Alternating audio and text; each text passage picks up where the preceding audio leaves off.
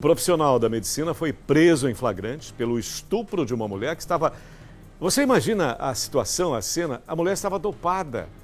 A mulher passava por uma cesárea no hospital na Baixada Fluminense, no Rio de Janeiro. Importante notar, vou até conversar com a doutora Flávia também a respeito, o crime de estupro, ele não ocorre apenas quando há penetração, é isso? E como é que se coíbe esse tipo de abuso inacreditável por alguém supostamente da mais alta confiança, que seria o médico, o anestesista, que está ali para cuidar da anestesia? Como evitar tamanha violência, gente? Para nos ajudar a entender essas questões e outras, temos hoje conosco a presidente da Comissão de Defesa dos Direitos da Mulher, a doutora Flávia Elaine. Doutora Flávia, como você vê esse episódio estarrecedor? Eu nem acreditei. Doutora, tamanha gravidade do fato. Boa tarde, bem-vinda. Boa tarde, Sérgio. Boa tarde a todas e todos os telespectadores. Na verdade, Sérgio, esse crime, ele é terrível, ele é chocante, mas ele não é inédito.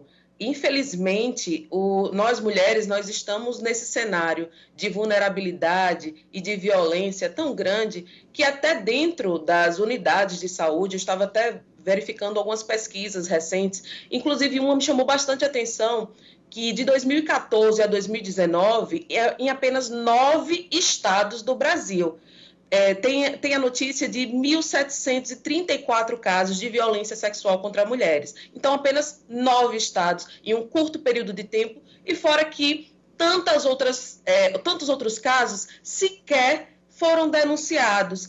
Então, infelizmente, isso não é uma novidade. É uma aberração? É uma violência extrema, hedionda, mas infelizmente o Brasil ele ainda naturaliza e ele corrobora com essa cultura de estupro que é tão forte aqui no nosso país. É impressionante, doutora, e me chamou também a atenção a coragem dessas funcionárias, né, que se mobilizaram, inclusive, para que fosse denunciada essa atitude desse profissional, as atitudes, aliás, e elas encontraram uma maneira de mudar, inclusive, o local da cesárea, algo impressionante. Há esse componente que me chama também a atenção, doutora.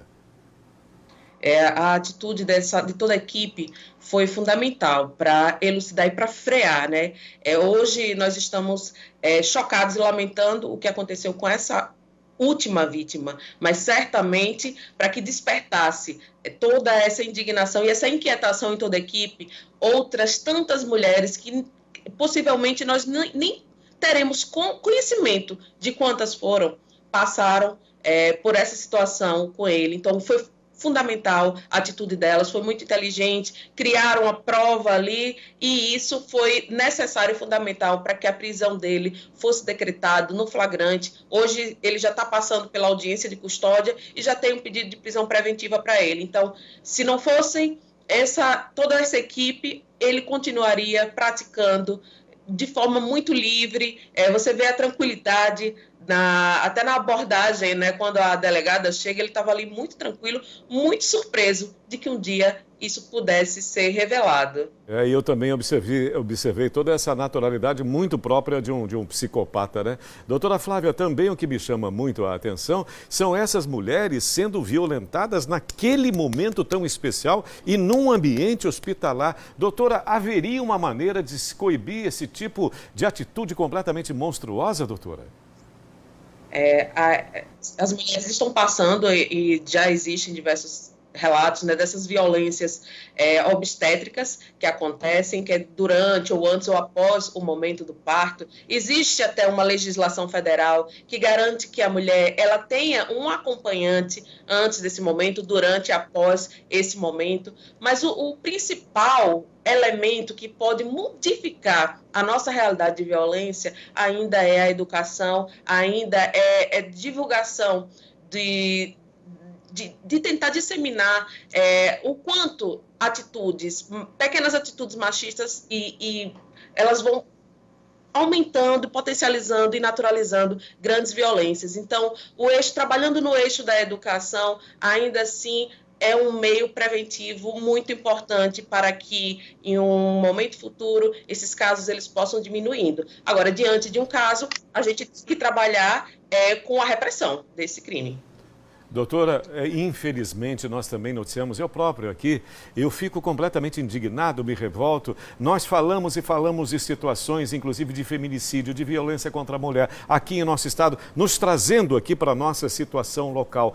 O que há de assistência social, de acompanhamento, de encaminhamento, de orientação para essas nossas mulheres em nosso estado, inclusive o trabalho digno de grande admiração da OAB, foi lançado recentemente uma campanha muito interessante com relação ao assédio. O que tem sido feito nesse sentido, doutora Flávia?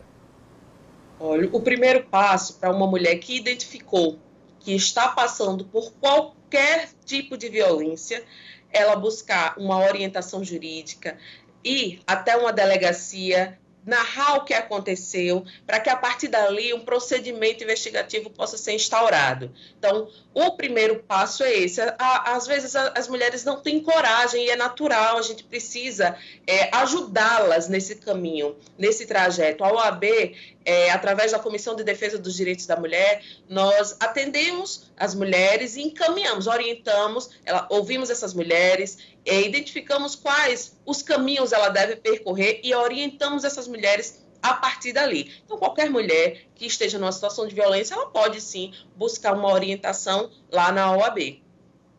Muito bem. Agora, eu estou até atualizando aqui a informação, veja até para sua análise. Duas questões. Primeiro, os advogados de defesa do anestesista acabaram de desistir da defesa do próprio cliente. Desistiram, não querem mais essa defesa. É a opção deles. E a segunda questão, o que pode acontecer, doutora, com esse anestesista? Bom, ele vai ter direito à defesa, ele tem esse direito garantido na nossa Constituição. É difícil, entendo a decisão dos advogados, mas isso não vai fazer com que ele passe por esse procedimento sozinho. Se não tiver outra equipe, ou outro advogado ou advogada que possa promover a defesa dele, a Defensoria Pública terá que assumir a causa, mas ele é o devido processo legal, então ele vai ter direito, sim, a uma defesa durante todo o processo. O que pode acontecer? Ele agora está em fase ainda de inquérito, ele provavelmente já vai cumprir uma prisão preventiva e vai passar por uma ação penal e também um procedimento administrativo lá no órgão dele, no conselho dele, no CRM, certamente já foi instaurado o procedimento administrativo para uma possível exclusão desse médico dos quadros do CRM. Então, ele vai passar por esses dois tipos de processo judicial e o processo administrativo no CRM. Flávia, saiba que é muito, muito importante a sua contribuição, a sua presença, mesmo que virtual conosco, foi fundamental para que nós pudéssemos entender tudo o que acontece, essa monstruosidade toda, e conte sempre conosco. O sistema Atalaia de comunicação está com a OAB, está com todas as instituições que realmente lutam pelos direitos e pela defesa da mulher de maneira incondicional, inegociável e intransigente. Muito obrigado, doutora, um forte abraço e uma ótima tarde, doutora Flávia Elaine. Muito obrigada. Boa tarde, sempre com a gente.